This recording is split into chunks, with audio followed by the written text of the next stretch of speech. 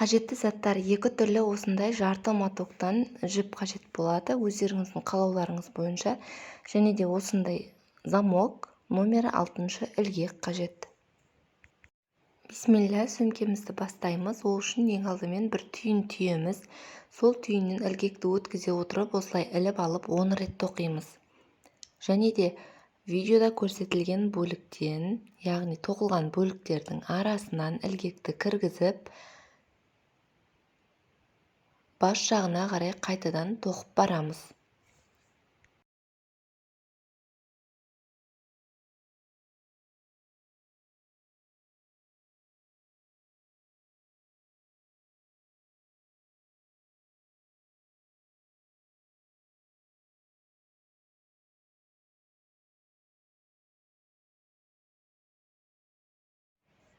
Басына келдік, енді тура осы жерден бірден 3 галочка шығарамыз. Бұл бізде оваль формасын тоқыған секілді болып тоқылады. Яғни бұл айналып круг жасауы қажет. Сол үшін осы бөліктен 3 рет галочка шығарамыз. Келесі бөлікті осы аралықтан кіргіземіз. Мінекей қараңыздар. Осы аралықтан ілгекті өткізе отырып, екінші басына дейін тоқимыз. Екінші басына барған кезде де тура осындай, ол жерден де 3 галочка шығаратын боламыз.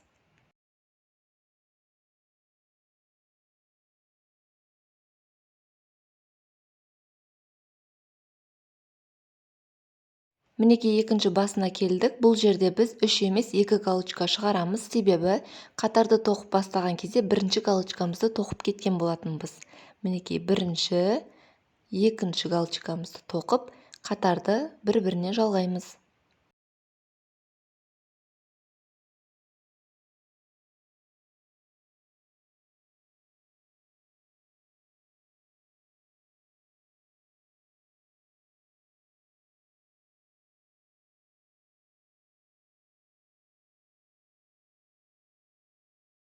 Екінші қатарымызды бастаймыз.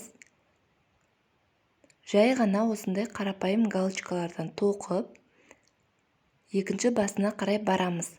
Ол жерде бірінші қатарда біз 3 галочка шығарсақ, бұл жерде екінші қатарда әр 3 галочканы 2 еселеп 6 галочка шығаратын боламыз.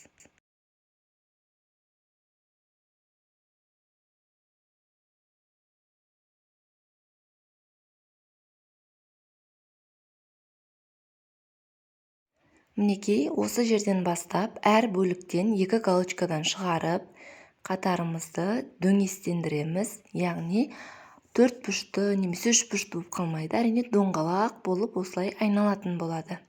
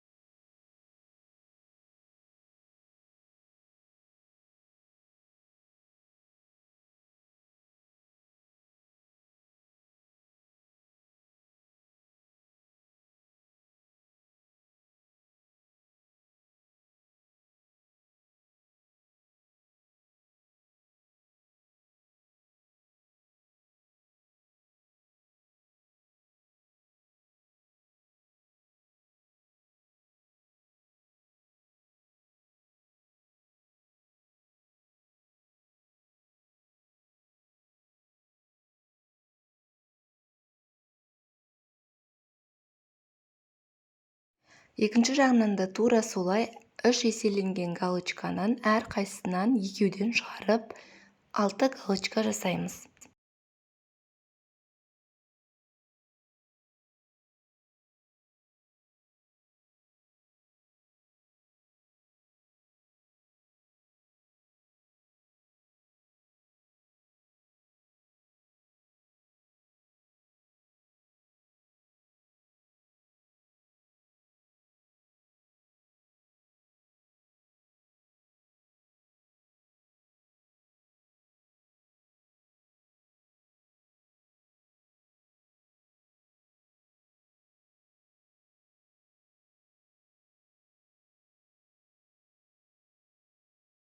Үшінші қатардың дөңгеленетін бөлігіне келген кезде әрбір 2 еселеген галочкамыздың алғашқысынан 2 галочка шығарамыз, екіншісінен жай ғана 1 галочка шығару арқылы қатарымызды айналдырамыз.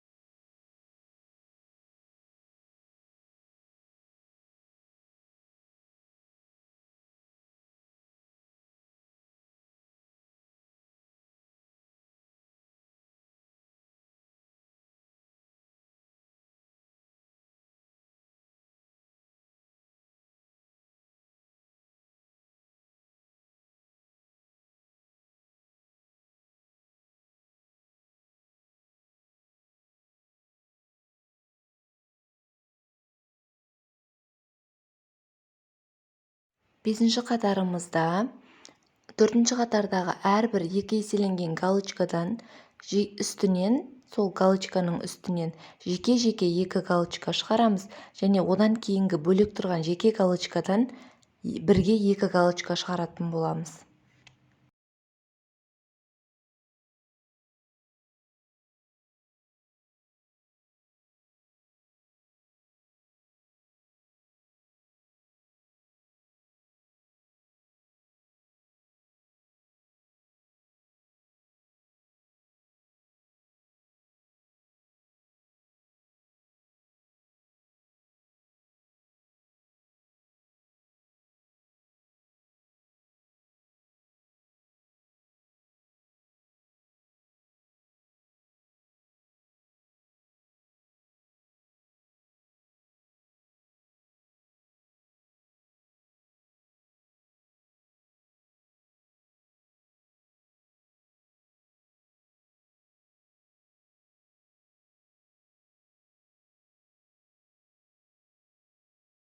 Сөмкеміздің табаны осымен дайын. Енді қызыл түсті жібімізді алып, осы табанына айналдыра тоқып шығатын боламыз. Ешқандай да галочканы 2 еселемейміз, жай ғана бір қатар тоқып шығамыз.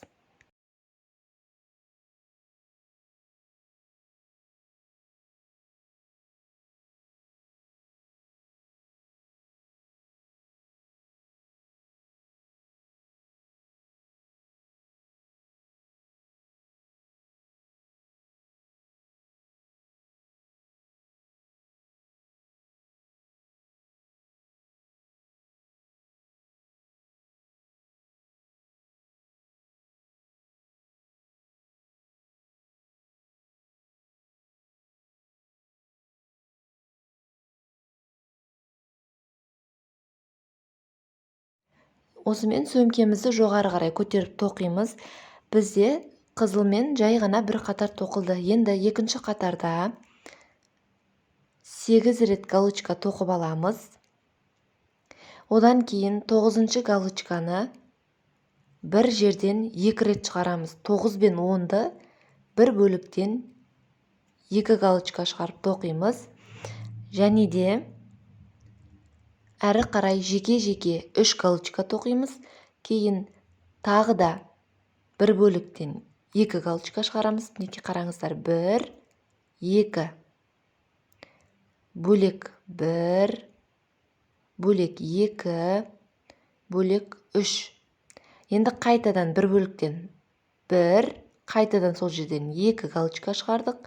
Бөлек 1, бөлек 2, бөлек 3, бірге 1, 2, бөлек 1, бөлек 2, бөлек 3 галочка тоқыдық. Енді әрі қарай тағы да 8 галочка тоқимыз. 1, 2, 3, 4, 5, 6, 7, 8. Енді бірге 1, 2 галочка тоқыдық. Бөлек 1, бөлек 2, бөлек 3. Бірге Мына жіпті осы аралыққа кіргізіп отырып тоқып жібереміз.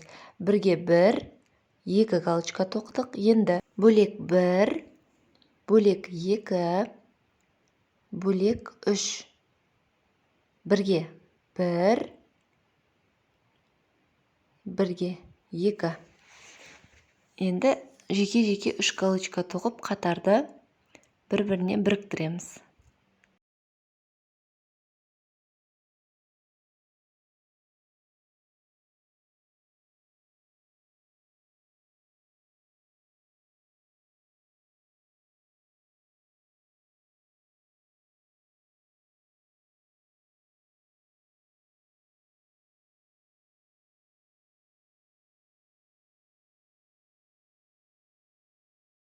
Келесі қатарда осылай 8 галочка тоқып аламыз. 8 галочкадан кейін бір жерден 1-ден 1, 2 галочка шығарамыз. Жеке-жеке 4 галочка тоқимыз. Жеке 1, жеке 2, жеке 3, жеке 4. Енді қайтадан бір жерден 1-ден 2 галочка шығарамыз. 1, 2. Енді жекелей 4 галочка тоқимыз. Жеке 1, жеке 2, жеке 3, жеке 4. Қайтадан бір жерден 1-ден 1, 2 галочка шығарамыз. Жекелей 4 галочка шығарамыз да әрі қарай 8 қатар тоқып, келесі бөлігінен де тура осылай 3 рет қайталап тоқып қатарды аяқтаймыз.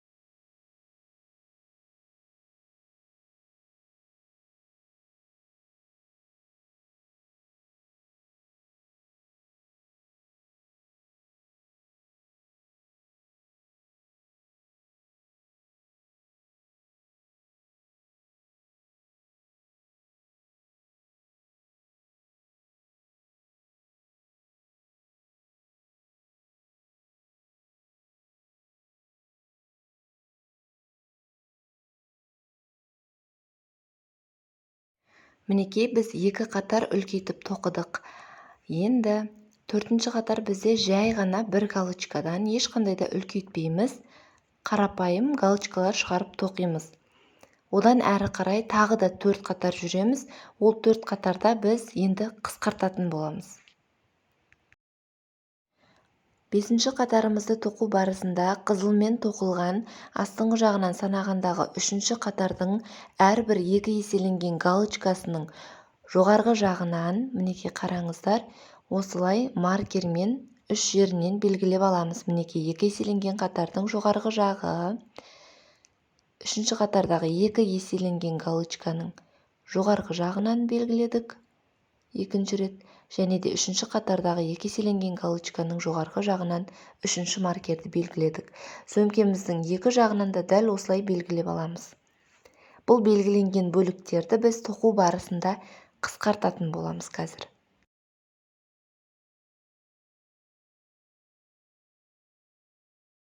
алтыншы қатарда маркермен белгіленген тұсқа дейін қарапайым жай ғана осылай галочкалармен тоқимыз.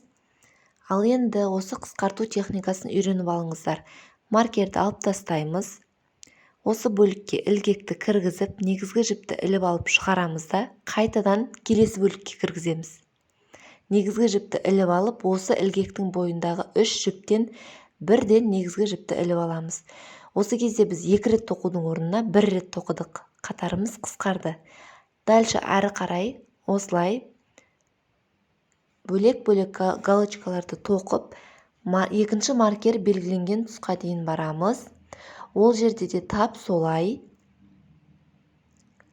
Мана қалай қысқартып тоқыдық, дәл солай тоқимыз. Мінекей, маркерді аламыз. Осы бөлікке ілгекті кіргізіп, негізгі жіпті іліп алып шығарамыз да, келесі бөлікке қайтадан кіреміз. Ілгектің бойындағы 3 жіптен бірден негізгі жіпті іліп алып шығарамыз. Бұл бізде қысқарту техникасы. Кез келген сөмкені тоқу барысында қысқарту керек болса, осы техниканы қолданасыздар. Қалған бөліктерде де тура осылай арғы жағынан да осылай қысқартамыз. Енді келесі қатар қалай болады? Келесі қатарда 7-ші қатарды жүріп келе жатқан кезде 6-шы қатарда қай бөліктен қысқарту тігісін түсірдік, 7-ші қатарда да тура сол бөліктен түсіреміз. 8-ші қатарда 7-ші қатарда қай бөліктен түсірсек, одан да сол бөліктен қысқарту тігісін түсіріп, сөмкемізді аяқтаймыз.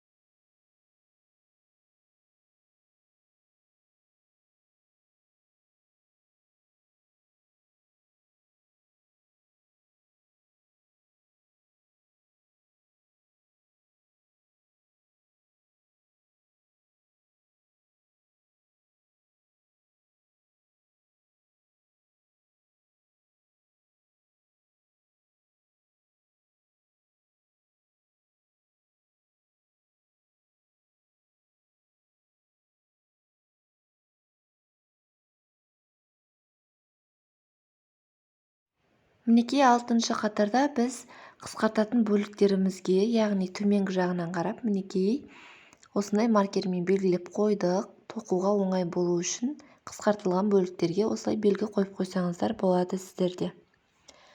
Барлығы осылай 8 қатар тоқимыз.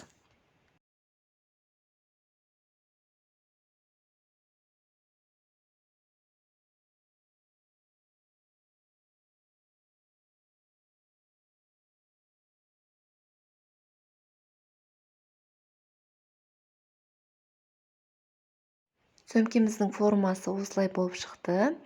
Барлығы 8 қатар тоқыдық. 2 қатар үлкейттік, соңғы 4 қатарын қысқарттық. Мінекей қысқартылған бөліктер осындай болды. Енді сөмкеміздің осы ауызғы бөлігін бекітпе тігісімен тігіп қорытындылаймыз. Кейін сөмкемізге жабылатын бөлігін тоқитын боламыз.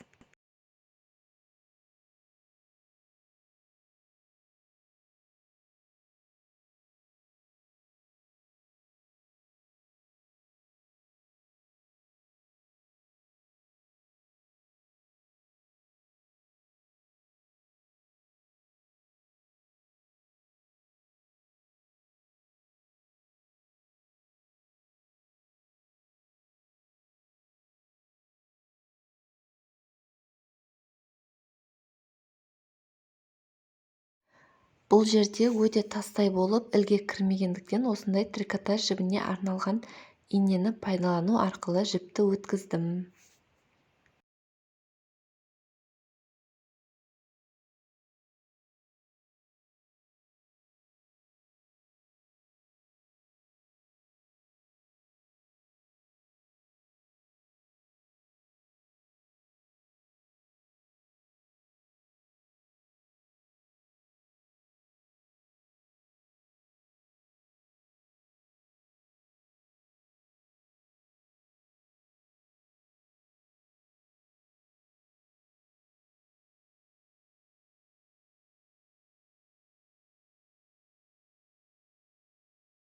Осы артық қалған жіпті сөмкенің ішкі бөлігіндегі тігістердің арасына өткізіп байлап тастаймыз.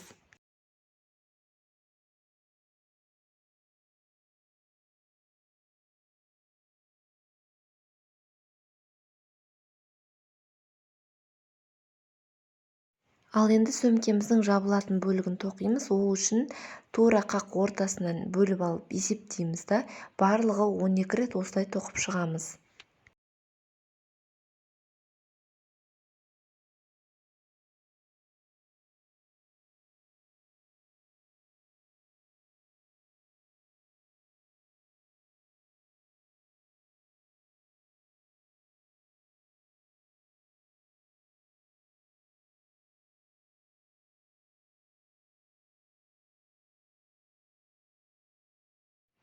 Осылай барлығын санап аламыз. Енді екінші қатар тоқу үшін бір рет ілгекке жіпті іліп алып, кері айналдырамыз. Және де осы жоғарғы жақтағы галочкалардың арасынан өткізе отырып, қатардың соңына дейін тоқимыз.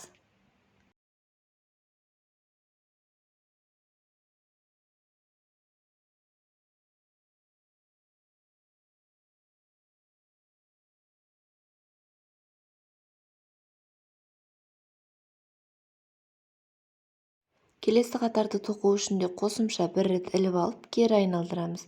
Тура осылай қайталап 4 қатар тоқимыз.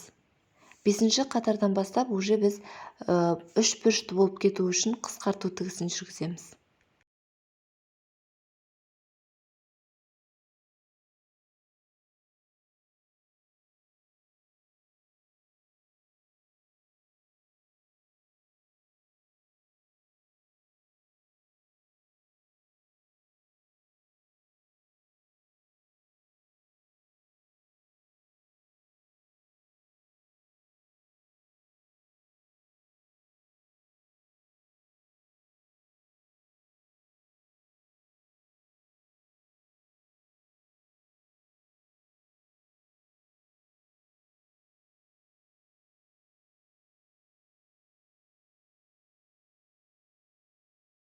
Төрт қатарды тоқып алдық, және де енді келесі қатарды ешқандай ілгекке іліп алмаймыз.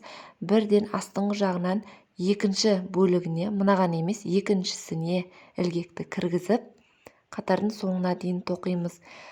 Осылай істеу арқылы біздің мына тоқылған 4 бүрішті бөлігіміз бара-бара 3 бүрішті бөлікке айналатын болады. Яғни жанынан қысқарады. Бұл бізде 5-ші қатар.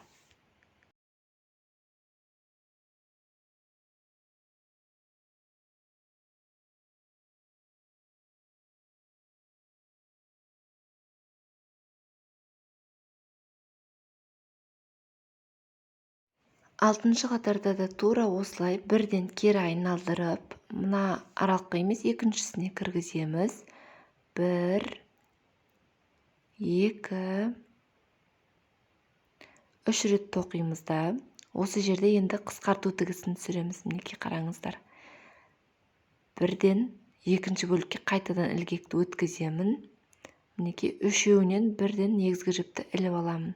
Қайтадан 1, 2, 3 рет тоқимын да,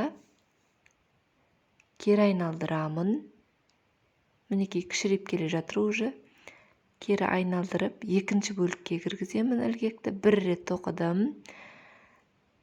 Екінші рет тоқыдым. Енді мына аралықта қысқарту жүргіземін. Мінекей. бір рет тоқыдым да кері айналдырып, енді 2 рет тоқимын. 1, 2. Енді осы тұстан бастап, мінекей қараңыздар, біздің жабатын бөлігіміз қақпағы десем де болады. Мінекей осылай 3 бұрышты болды. Енді осы сөмкенің қақпағына біз бекіту тігісін жүргіземіз. Оны видеода көрсетілгендей етіп, тоқылған бөліктердің ең шеткі жіптеріне ілгекті кіргізе отырып жүргізетін боламыз.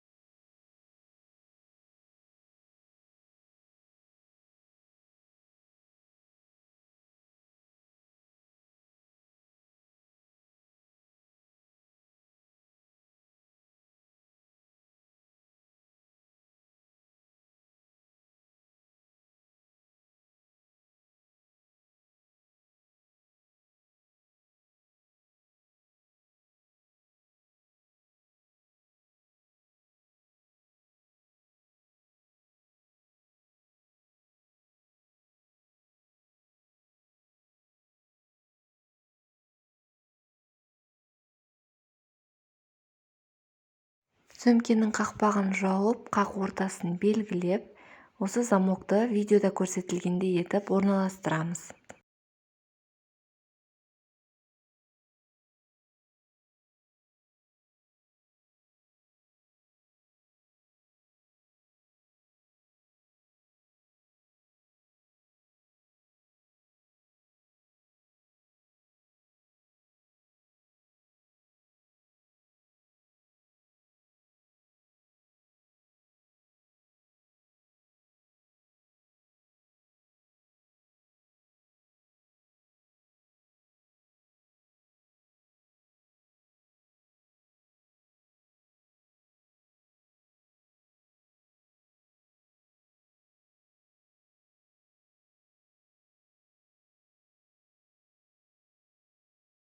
Осымен сөмкеміз дайын. Менімен бірге болыңыздар. Сіздерге рахмет.